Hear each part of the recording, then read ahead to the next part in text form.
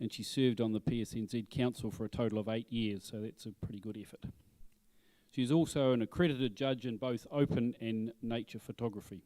She enjoys a wide variety of genres, and her husband travel, or she says used to travel, extensively throughout New Zealand in their motorhome. So quite often when she's on the road, opportunities arose for taking photographs almost daily. During lockdown, she stayed at home a lot and done quite a lot of macro and still life around the house. She is inspired by everyone, as everyone has something to offer. So that's a good start for her judging. So I'll hand it over to Nicola for the judging for PR1. Thanks.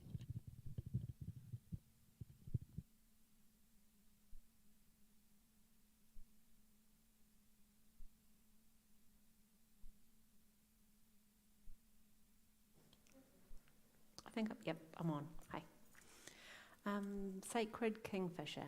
Your composition is good. I like the branch leading us from the left to the bird on the right. The face of the bird is quite dark and the whole image lacks sharpness. There is also a light halo around the bird and the branch. Nice natural colours shown and good out of focus background.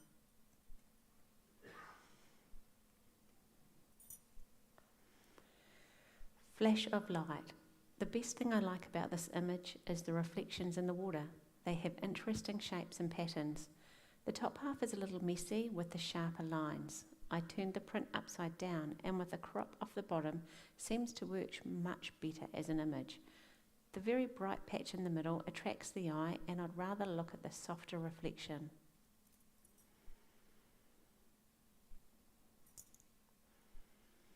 Wetland Forest. The starkness of this image really stands out. I am not sure though if the texture overlay suits it. I seem to be looking for the texture rather than looking at the scene.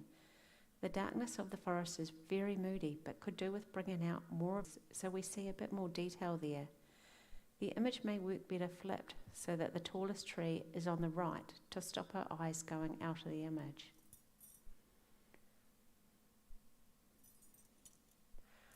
Waterfall on the Rakura. I've used a good shutter speed to show the movement of the water without it going all fluffy. For me, the main point of the water in the middle of the image is too grey. This part could be lightened and the outer parts of the water, i.e. top right, could be darkened. This would keep the eye in the middle instead of going up to the top. There is good detail in the water and a good composition. Encased. At first, I didn't see the person in the image, but now I can see her. I can't not see her. This idea is good, but I wonder about the execution. I would like to see less light pattern over the person. The print has printed up quite dull and underexposed, so look at your calibration. The lights make a lovely pattern and the colours would be great being a bit brighter.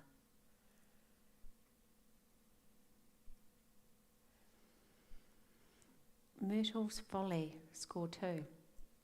The petals create a nice shape and patterns. I feel though that the centre of the flower is too low in the frame. The little droplets of water is a nice touch.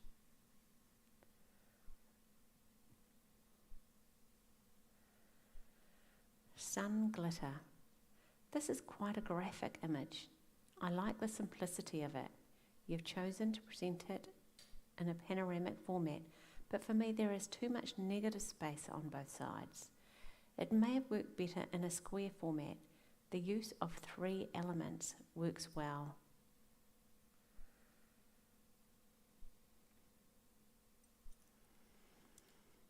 Kingfisher with catch. Well done to get the crab in the open bill of the kingfisher.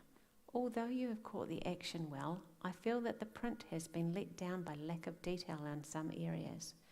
It appears to have been a bright sunny day, and the white front of the bird has lost some detail, as has the dark shadows on the log that it is sitting on. Compositionally, some could be cropped off the top, which will bring the bird higher up in the frame. Good sharpness in the eye and beak.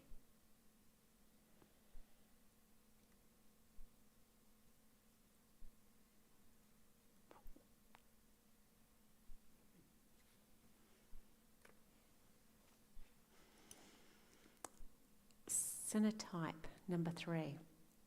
I like the object you chose to put on this print. It works well being central as it is symmetrical. The middle shape is quite strong, but I find all the white dots very distracting. There are also whiter areas around the outside which also detract from the print. This may be part of the process of the cyanotype, but my job is to assess the final print. I like the colour that the treatment produces.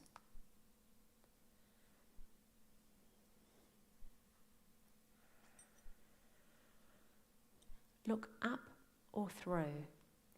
I like all the lines taking us into the centre of the image. However, when we get there, there is nothing to see but blank sky.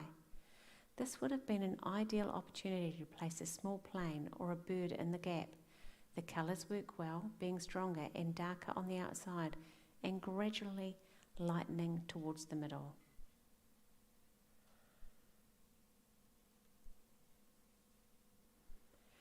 Tulip Triptych.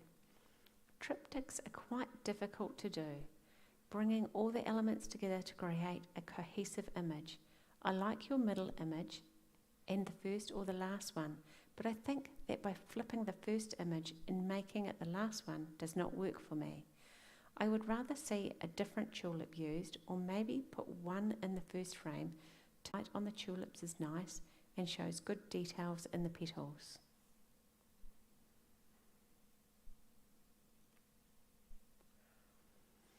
Tiger, tiger, burning bright.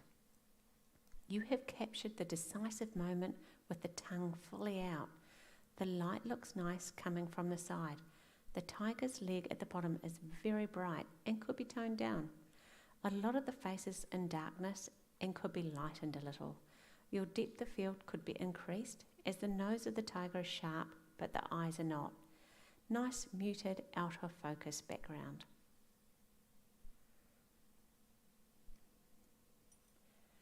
Translucent. It is unusual to see the back of a flower, but often it looks more interesting than the front, especially when it is backlit. The placement of the flower head is good, but the image needs a crop off the bottom so that the stems comes out from the corner. The plain white background is not working for me, as I tend to look at the vastness of white instead of the lovely delicate flower. Nice colours.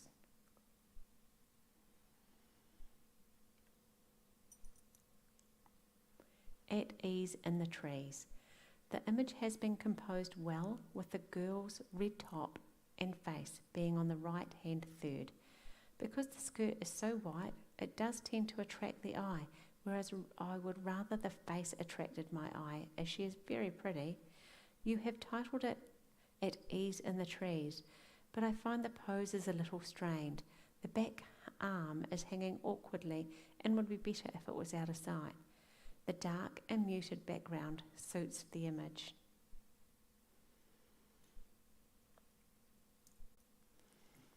Once upon a time. It looks like the day was overcast on the day that you took this photo, which has helped to bring out lots of detail in the old house. The house has been placed centrally in the frame, but I would like to have seen a bit more of the hills in the background, so then the house would be on the bottom third of the image. A little bit of dodging to the light parts of the house would have made it stand out more. The house has good sharpness.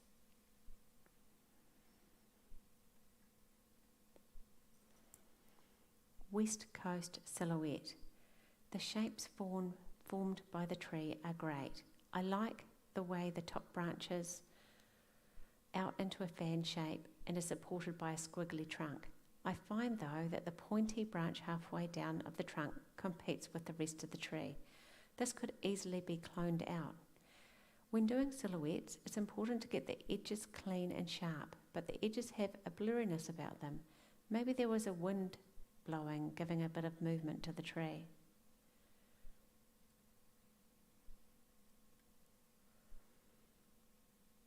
El Paso. This is the first of the acceptances. I like the pastel colours that work well together. Your composition is good and the background unobtrusive. The petals on the left are quite bright and is pulling my way away from the centre of the flower. The petals are nice and sharp.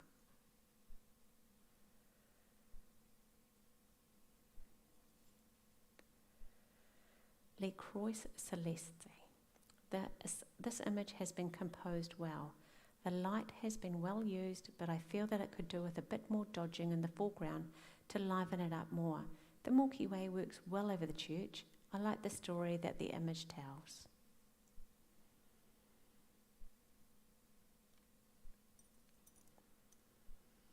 Lupins on the lake. I like the way my eyes wander into the image along the water and follows the path made through the lupins, then takes in the rest of the image before settling on the front patch of lupins. There may be a little too much of the trees at the top, as the lupins are the main attraction and they're only taking off some of the bottom half. Lovely colour saturation with no distracting highlights. Nice colour palette.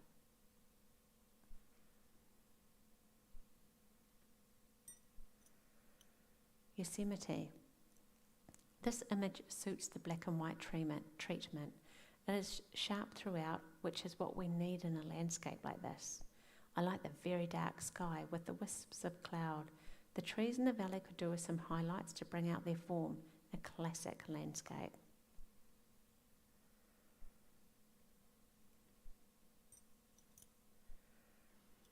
On a sunny day. This image reminds me of a play or dance. We have the one dominant flower front and centre and sharp saying, "Look at me," with all the supporting cast around it, smaller and out of focus. A very effective composition. The colours are vibrant and the darker base works well.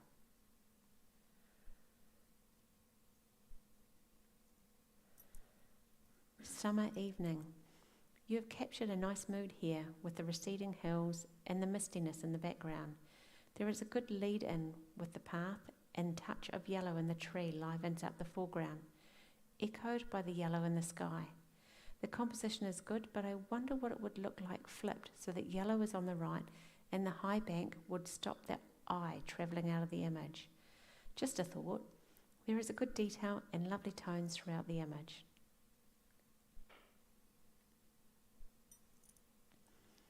White herons.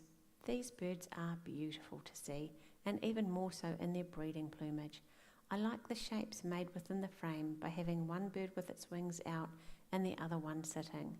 It is good that they are facing each other too. There is detail in most of the feathers. The dark foliage on the trees make the birds really stand out.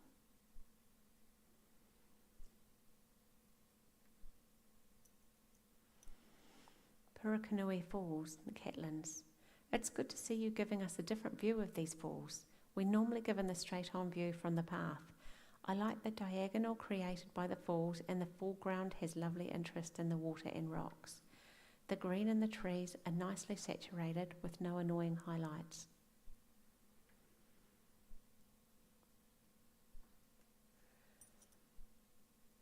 Headlands, Birdling Flat.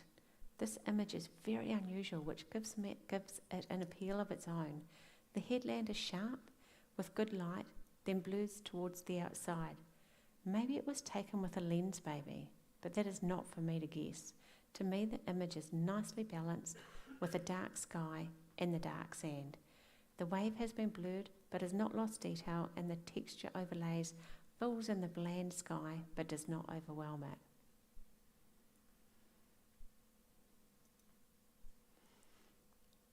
Score 4, Homeless and His Faithful Companion. This print is beautiful. The man is sharp and the depth of field falls off nicely into the background. There is a sad story being told here of a man on the street with his dog for a companion. Compositionally, I find that the man's head is a little too close to the top of the frame and the bins in the background are distracting. Well done, black and white conversion.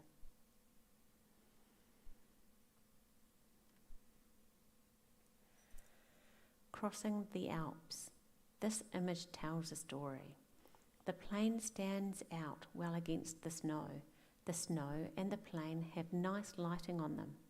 The propellers have a good blur and the plane is sharp. The composition is good. I like the simplicity of this image.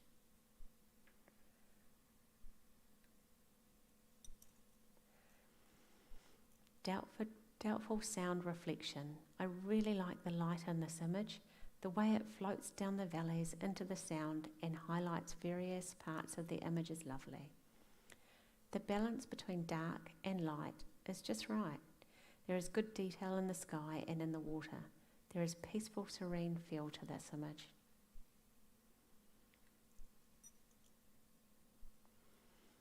Urban grilling. This abstract really appeals to me. I love the interplay of the black and white. The contrast between the dark area with a few lines and the light area with lots of lines work well.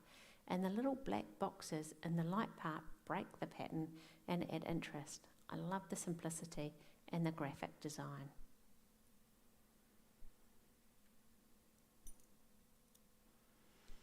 Archway Islands, Whauraki. The light here is lovely, and that is what makes a landscape stand out, to the eye. I like the fact that you have placed the horizon higher than centre and shown us more of the reflection in the wet sand. There is a good detail in the rocks, water and sand. The panoramic crop suits this image.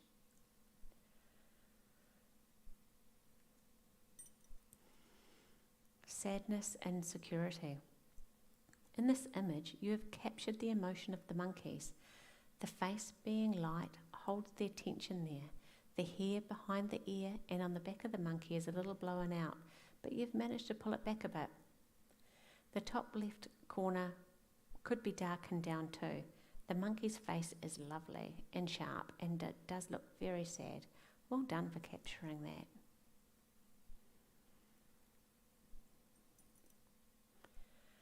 Score 5, Ghost Trees. I don't care how this was done. The overall effect is absolutely lovely. It has a delicate feel. There is interest throughout without anything dominating anything else. The balance of light and dark is spot on. The same goes for the textures and shapes formed by the trees.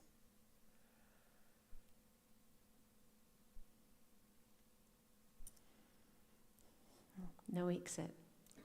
This image is very pleasing to the eye.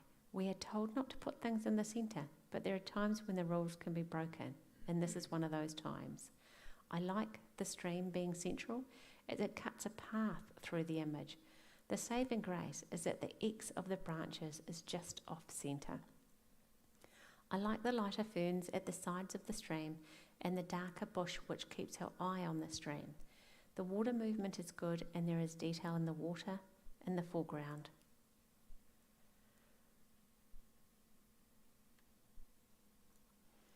Score 5, Summer Ko-Fi. Beautiful backlighting. The way you have chosen to use the light really makes this image. The composition is good with no distracting elements. Although having said that, there is a muted light leaf on the end of the bottom branch on the right, which could have been cloned out, but is not too distracting. The yellows and green go well together, but I keep looking at the light, and that is what photographing is all about.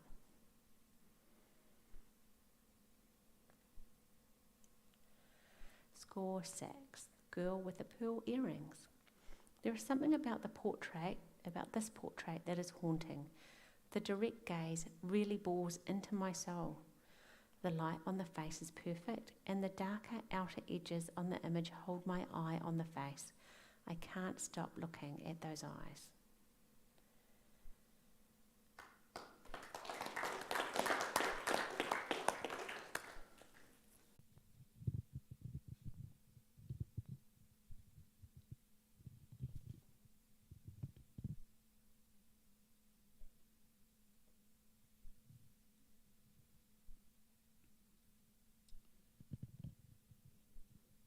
The first one's El Paso from Nelson Boosted.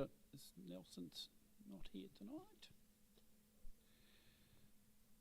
The Croix Celeste, Mike White.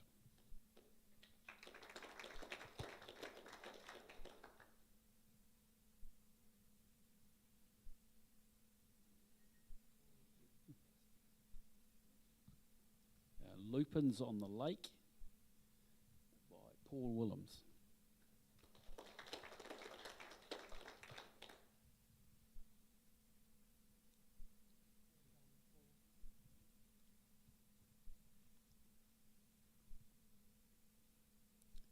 Yosemite by Dawn Kirk.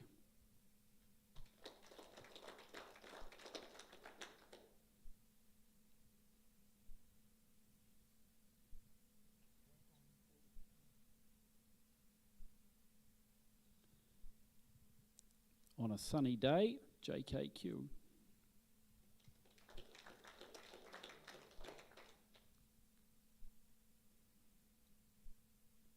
Summer Evening by Janine Money.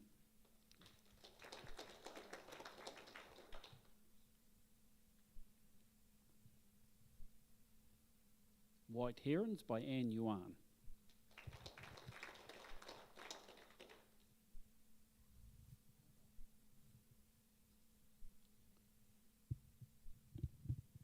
Hurrikanui Falls by Tash Harris.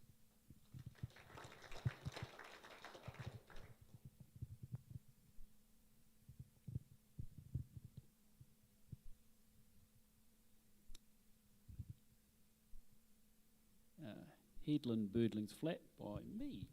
Thank you. It was a lens, baby. Now the High Acceptances. Homeless and the Faithful Companion by JKQ.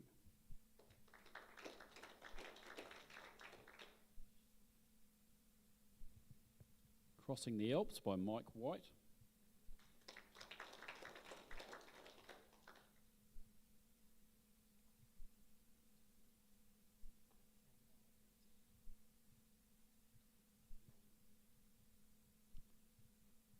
Doubtful Sound Reflection with Sandra McCoy.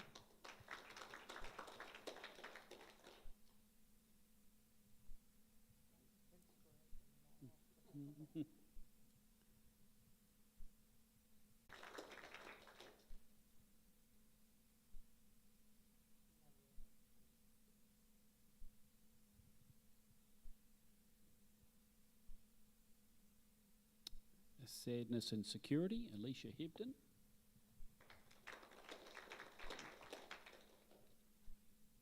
And on to the honours. Ghost Trees by Diane Kelsey.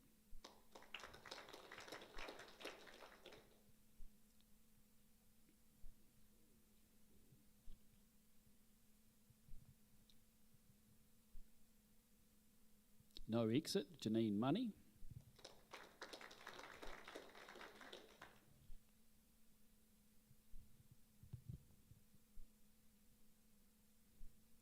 Summer Ko-Fi by Nicola Jackson.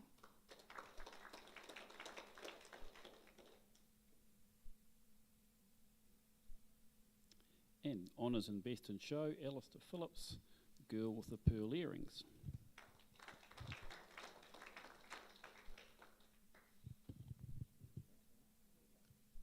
Thanks, Diana.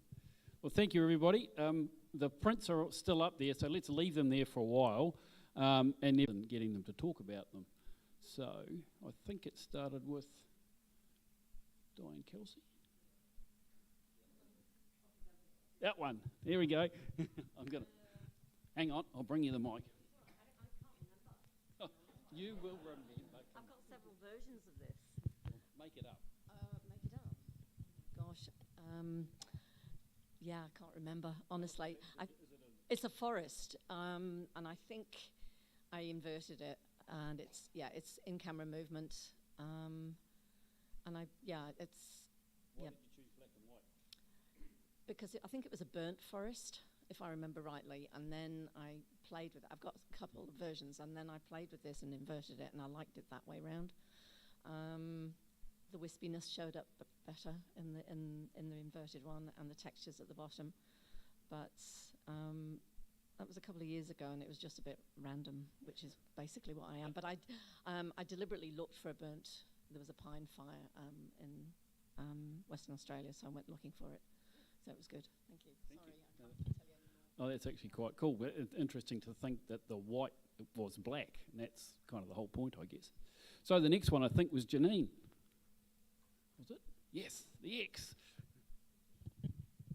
So I went to the coast last year on the field trip to the White Herons, and we drove past this one day just up in the hills, and it was raining and we had umbrellas, and I took a few and I went back and looked at them and I was very disappointed, so I went back the next day when it wasn't raining and took a bit more time. It looked really cool, but it took me a while to find something that actually really featured the logs like that, and yeah, I was quite pleased with how it came out. Excellent. Nicola. I was talking to JK last night actually about I haven't had honours yet. It's like, woo, yay! And I've actually had that photo put on my phone. So that was just at the bush by the university. What's that bush called? Island, yeah. And I actually did have my flash underneath it and flashed it that way. So, and I forgot to remove that leaf on the right. Oops. Yeah. Or louse to foreigners. It was on one of my many walks into the back and beyond to a little village. People were so amazing. They don't mind being photographed at all. I had her against a door frame so that the light came in from the side and sort of raked across her face.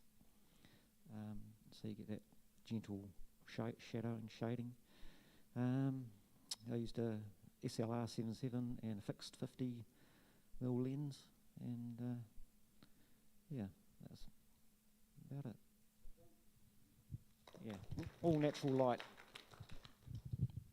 It looks like we need to be thinking about going overseas and doing a bit more of that again, so maybe soon, perhaps. Sorry, phone went west. That's it for tonight, I'm afraid.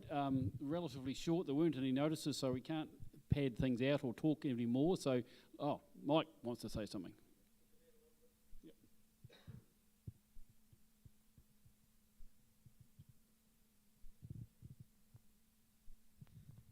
Not sure who's seen Facebook today, but Diana has very kindly organised another fungi trip for us through to the Boyle River on 13th to 15th of May, so still a couple of months away. Registrations are open on the website, so you can go and find out all the details there. Plenty of space and only $75 for 2 nights, so a bargain. Okay, thank you for that. Just a quick notice of what's happening next week. Natural History PI number 1. So all the natural history people here again. I'm assuming that the live stream's gone fine, so there'll be a bunch of people watching on live stream, so hi to them as well. And for all of us who've turned up, let's take the opportunity to get out there and have a look at the pictures for a start, but have a chat with people. Just make sure we keep our masks on and be careful about how we do it so that we can all come back again next week and aren't isolating. So thanks for coming. Thanks for coming out in these strange situations, and I hope you've enjoyed the evening. Short that it was. Thank you.